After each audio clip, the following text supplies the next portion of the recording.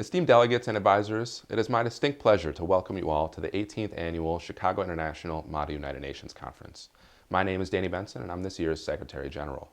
For the second year, we have the opportunity to participate together virtually. A month ago, we had full intentions on meeting at the Palmer House in Chicago.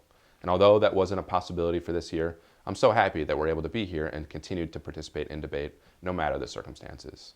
A special shout out to advisors and school administrations for continuing to work with us in creating a safe and immersive conference.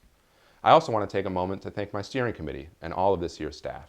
What most people don't realize is that every staff member you interact with throughout the weekend is actually a volunteer. They willingly donate countless hours of their time outside of their school, work, and social lives to produce content and to make sure that this conference runs smoothly.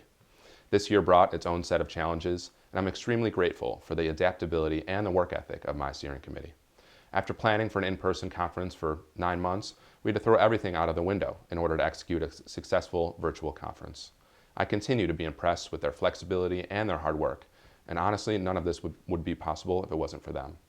As you interact with CIMUN staff over the weekend, please tell them thank you for their time and for their efforts. This year's CIMUN historical year is 1950. A tumultuous year that sent ripples across foreign policy for years to come. How can you navigate the situation in Korea and the newfound role of world powers from an economic, social, and political lens? Who wins and who loses? In 2022, there is no shortage of topics to discuss. The world needs fresh, creative ideas to tackle its challenges. So use the small committee sizes here at CIMUN to push the boundaries on what international organizations can and should do. I now have the pleasure of introducing my good friend and this year's USG of Administration, Rachel Radecki.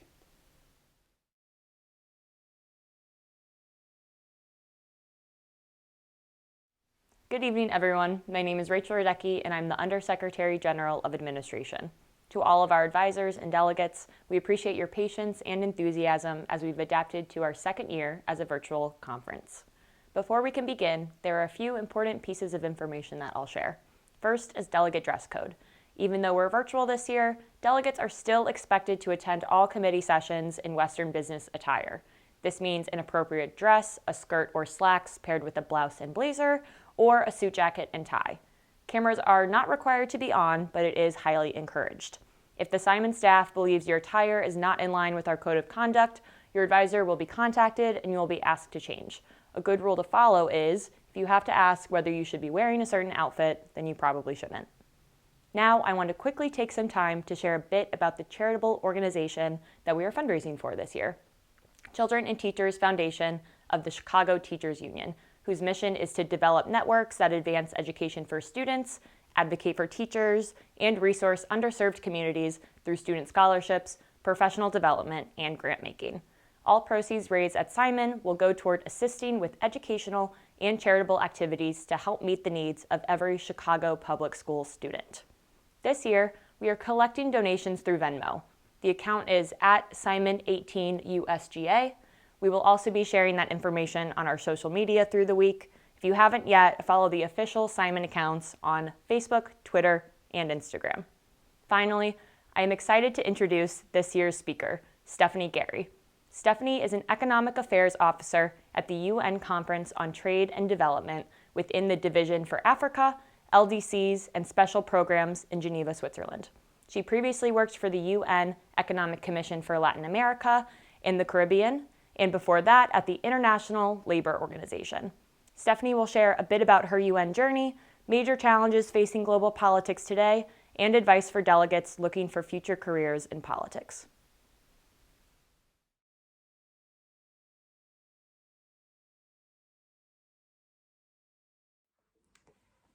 Excellencies, ladies and gentlemen, dear Secretary General, Undersecretary Generals, distinguished delegates, and all those who have made it possible for me to join you virtually at the 18th Annual Chicago International Model UN Conference. It's truly an honor to join you. I'm Stephanie Gary, and I'm currently serving as an Economic Affairs Officer at the United Nations Conference on Trade and Development, better known as UNCTAD. I would like to extend a warm greeting to all of you from a very chilly Geneva. It's a pleasure, really, to be here with you right now. Before I get started and share a few reflections with you, I wanted to share my own personal testimony about Model United Nations because it's a program that's very near and dear to my heart. I started out during my undergraduate career participating like you as a delegate in various MUN conferences along the East Coast of the US, and eventually started to organize conferences with my university, both for middle school and for high school students. So I think it's a really fun and dynamic way to connect real-world issues for trade, development, humanitarian affairs, with analytical thinking and critical writing skills. And it's a great way to make lifelong friends and improve your debate skills and learn some important life lessons along the way. So I think it's also a good foundation for any kind of future career, from politics and diplomacy to economics, history, humanitarian affairs, and beyond. So I'd like to congratulate each and every one of you for participating in the conference today. And I'd also like to congratulate you for your hard work and preparation that you've put into writing your position papers, briefing yourselves on the issues, and working hard to understand the national policy perspectives so you can best represent your different delegations. I think it will all pay off very well for you. So when USG Radecki contacted me and asked if I'd be willing to share some insights into my own UN experiences and my career with various parts of the United Nations organization, I was more than happy to accept. She'd asked me to first tell you a little bit more about my own UN journey. So I'd like to start there, and then I'll turn to a few other points of contact. I particularly like telling this story to students and to young people because my own UN career path started out as I was leaving graduate school. And I've been here for the past approximately 13 years, working for various parts of the UN system, from specialized agencies to regional economic commissions, and now, as I said, the Specialized Conference on Trade and Development as part of the United Nations Secretariat. So while my own story is by no means traditional or the only way to arrive to a fruitful and productive UN career, I think I've learned quite a few lessons along the way, and hopefully I can share some of those highlights with you in the next few minutes. So after I finished my master's degree and I studied economic development and planning, I moved to Geneva, Switzerland to start an internship at the International Labour Organization.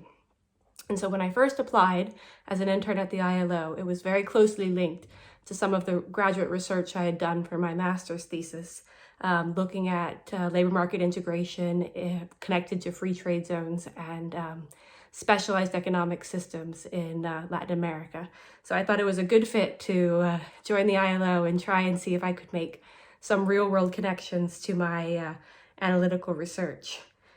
I thought when I first came to Geneva that I was going to spend 3 months living in Europe, maybe learning some French, traveling to the mountains, and then I would return to the US and try and find a career somewhere in international development.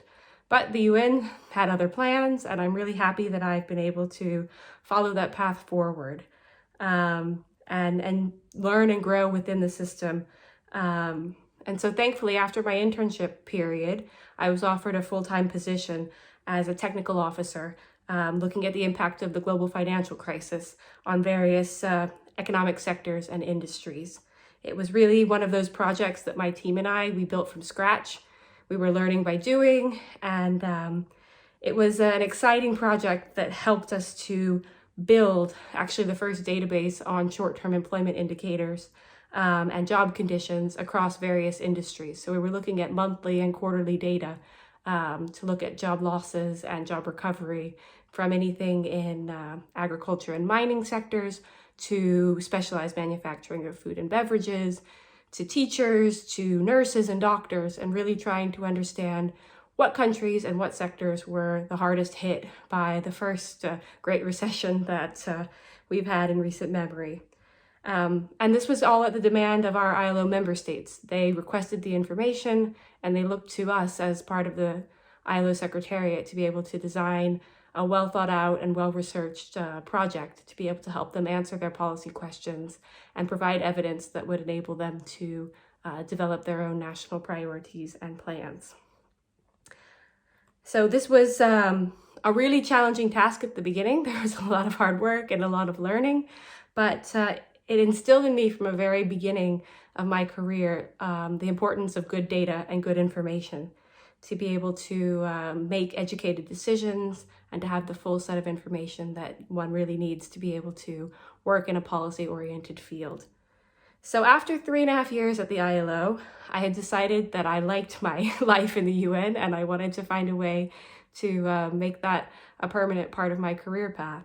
And I applied to the Young Professionals Program of the United Nations Secretariat.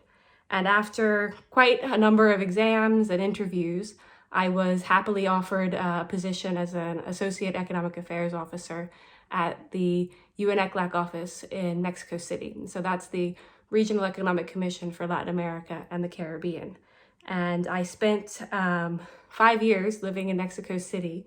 And initially it was a little bit of a daunting task because I was going to move to a brand new city where I didn't know anyone and start working in a new language in Spanish and have to learn a new portfolio of work.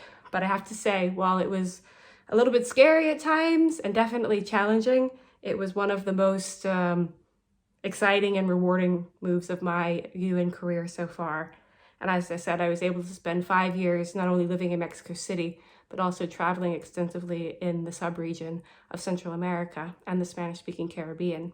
I mainly worked with El Salvador, Guatemala, Honduras, and Costa Rica on a number of macroeconomic development projects and research. So looking at anything from growth to fiscal management strategies for specific countries and at a subnational level. But at the same time, I was responsible for the implementation of a number of technical cooperation projects in the region. And that was looking at value chain development, economic diversification strategies, local economic development, and ways to improve lives and livelihoods and create some new products that could potentially be exported from these developing regions.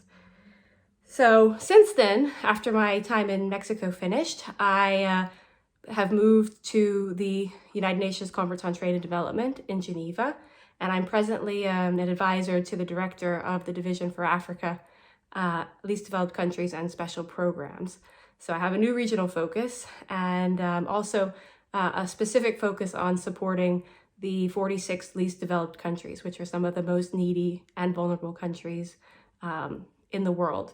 And we also work with not only African countries as a region, but we also work with other groups of countries, including small island developing states. You might have heard these referred to as SIDS, and other groups like landlocked developing countries, all of which have specific trade and development challenges related to some of their geographic vulnerabilities. So being landlocked, being small, being far from markets. And we try to develop both research, but also concrete policies and programs to help these countries address some of their challenges.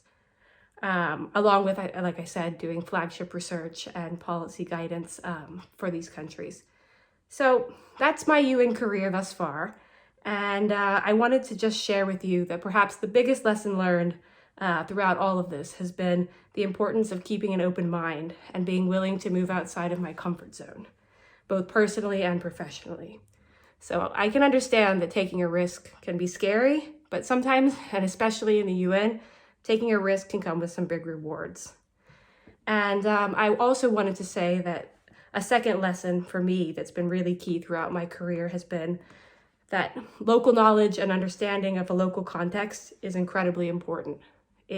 Nothing can replace and nothing can beat getting to the national, local, or specific perspective on development issues. And that's really what is golden in helping you to design successful policies and programs.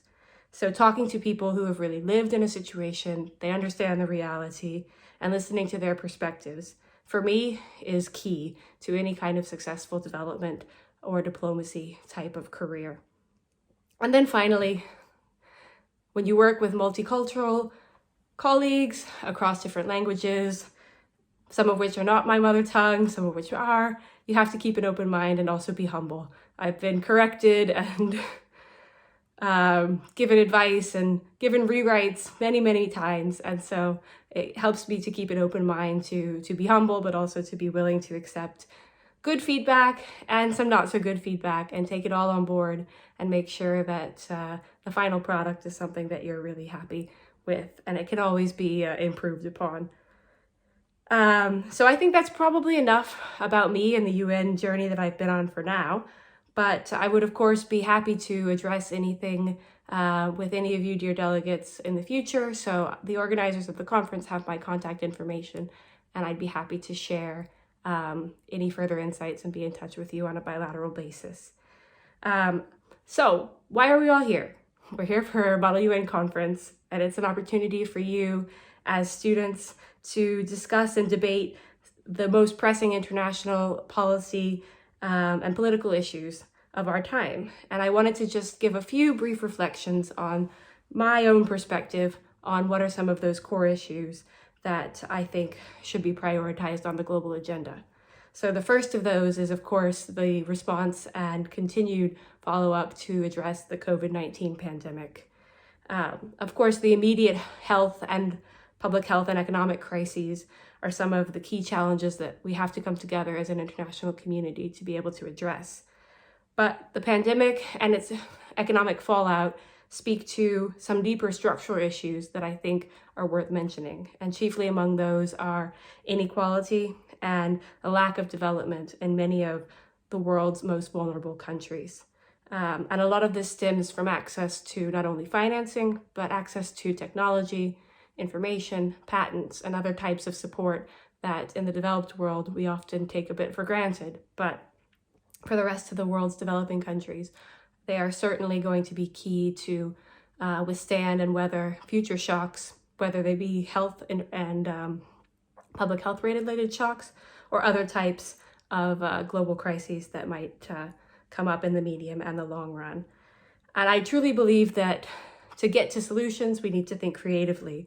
And cooperation and renewed multilateralism is a way to be able to help us address these pressing challenges, but also to help the world collectively manage some of the challenges that we face due to limited natural resources and the scarce use of our precious ecosystems that are under threat from climate change and other types of natural disasters.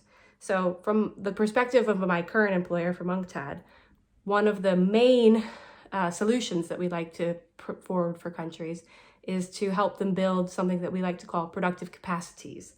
And these are the ability for developing countries, but also for developed countries to both produce goods, but also to deliver innovative services and make products, as well as creating good jobs, well-paid jobs and opportunities for all parts of the population to be able to earn wages, but also to live in safe and healthy conditions. This task is not an easy one. I'll be the first to tell you that. But we also like to emphasize the fact that it will require a special effort and a special emphasis for certain groups of the population, including women, youth who are just getting started in the labor market, but also some indigenous groups, rural people living far away from capital cities and access to traditional opportunities for education, and many other groups that need some special attention and special focus. And as I said previously, this is going to depend upon something that we see enshrined in the UN's 17 Sustainable Development Goals, but particularly in SDG 17, which is on global partnerships and a renewed commitment to multilateralism and to cooperation. So, dear delegates, as we look ahead, I know that many of you are interested in pursuing studies and careers either in politics or international relations and various parts of international and humanitarian work. So you will be the ones that will address these challenges in the future. And I have to reiterate the fact that I think participating in these types of Model UN conferences, learning the issues firsthand, and honing your skills to debate and explore these policy issues in these types of settings are really an excellent opportunity for you. So I'd like to share, as my last little contribution here, a few pieces of advice and guidance. So looking ahead and in preparation for future conferences and your future studies, I would first like to encourage you to keep an open mind and to read widely. Read books that challenge you. Look for perspectives that are different from your own. and reflect and talk about that with your peers, with your professors, your teachers, and with your families. Being open-minded and rethinking your initial perspectives, I promise, will help you in advancing a global perspective and looking for multilateral and innovative ways to address these core challenges to our global system. Secondly, I think it's important to emphasize that it's good to be comfortable with numbers, and it's good to build your skills in data and evidence, because that is really a common language that in policymaking and cooperation helps people who might come from different backgrounds or different types of perspectives to be able to speak from the same sheet and to be able to come to common understandings and common ground. It's also good for research, and it helps you to emphasize your points, but it also helps you to track and measure progress that you can make and to see the results in a concrete way, both from qualitative and quantitative information. So I think that whether you're measuring the number of jobs that have been created or the percentage of children who have received different types of life-saving vaccines, numbers matter. And so don't be scared. I would really encourage you to take them on board and to try to use evidence in a way that is both persuasive and productive. Third, I'd like to say that for any multinational or multilateral career, languages are important. So try to study languages and learn about different cultures in any way that you can. Traveling is, of course, a great way to do that, but in the absence of travel, we have so many virtual means and ways to connect and learn about people and places that are different from our own. So I think it's a good way to be sympathetic and to learn about societies and cultures. And I promise this can only pay off in multiple ways. And so before I conclude, I'd just like to encourage you all, both in this conference, the next coming days, and in your future academic and professional careers, to think boldly. Begin your debates and be creative and push yourselves. There's a phrase that we like to use in UNCTAD that is, we cannot carry on with business as usual and expect to achieve different results. So I think this holds true for all kinds of the most important development challenges facing the world. And I've also learned that some of your committees that you're going to be participating in over the next few days are going to focus exactly on these timely and topical challenges, from human rights and refugees to climate change and the provision of basic human rights like housing, nutrition, food security, and education for a growing world population.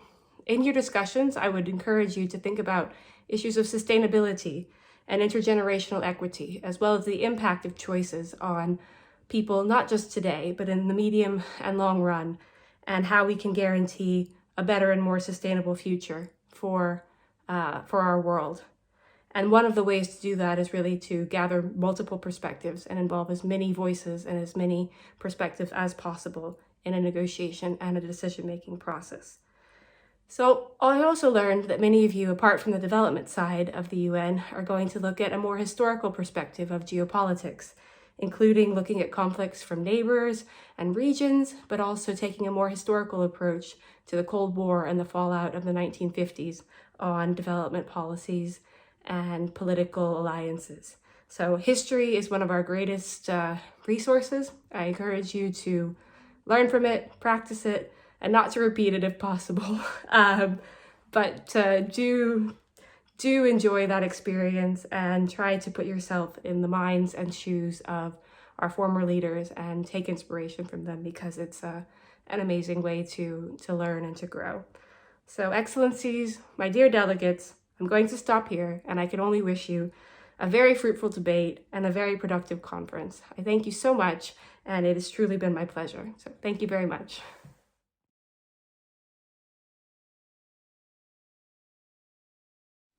Hey everyone, my name is Dennis Sopik, and it's an honor to be your Master Sergeant at Arms this year. I'm going to go over some ground rules for this year's conference. If you have not already, please make sure you register on Discord with the email provided to your advisor. This is how we will verify who you are for your committee. We'll have CIMUN staff monitoring the Discord and Zoom chats, so please act respectfully. The dress code for this conference is Western business attire, so make sure you dress accordingly. Please look presentable.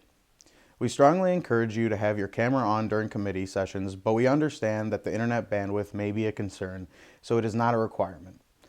For the rest of the conference, be on time to committee and respect each other and the CIMUN staff who have worked so hard to get this all set up for you. Thank you for your time. Let's have a great conference.